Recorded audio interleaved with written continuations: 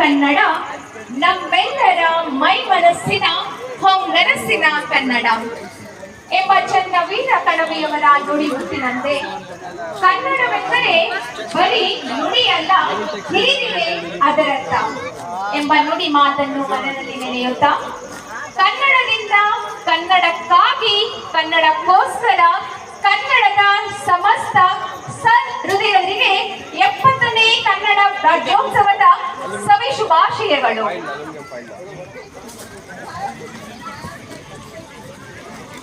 ಕನ್ನಡವ ನುಡಿದೆನಗೆ ಅನ್ಯ ಜೀವನವಿಲ್ಲ, ಕನ್ನಡವೇ ಸಿರು ಪ್ರಸನ್ನ ತಾಯಿ, ಕನ್ನಡವೇ ಧನಧಾನ್ಯ, ಕನ್ನಡವೇ ಮನೆ ಮಾನ್ಯ, ಕನ್ನಡವೇ ನಗಾಯ್ತು ಕಣ್ಣು ಕಿವಿ ಬಾಯಿ ಎಂಬುದು ಪ್ರಸಿದ್ಧ ಕವಿ ಬೆನಗಲ್ ರಾಮರಾವ್ ಅವರ ಹೇಳಿಕೆ.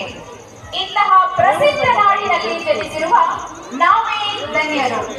ಈ ಪುಣ್ಯ ನಾಡಿನ ವೈಭವದ ಸುದಿನವಾದ ಇಂದು ತಾಯಿ ಭುವನೇಶ್ವರಿ ದೇವಿಗೆ ಶಿರವಾಗಿ ನಮಿಸುತ್ತಾ ಕಾರ್ಯಕ್ರಮವನ್ನ ಪ್ರಾರಂಭಿಸೋಣ.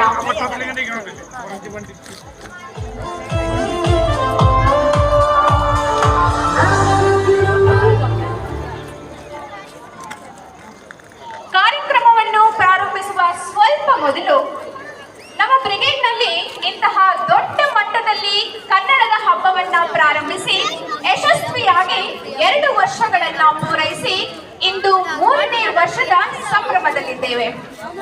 ಇದೆಲ್ಲದಕ್ಕೂ ತಮ್ಮ ಅಪಾರ ಮಟ್ಟದಲ್ಲಿ ಶ್ರಮಿಸುತ್ತಿರುವ ಗಣ್ಯರನ್ನ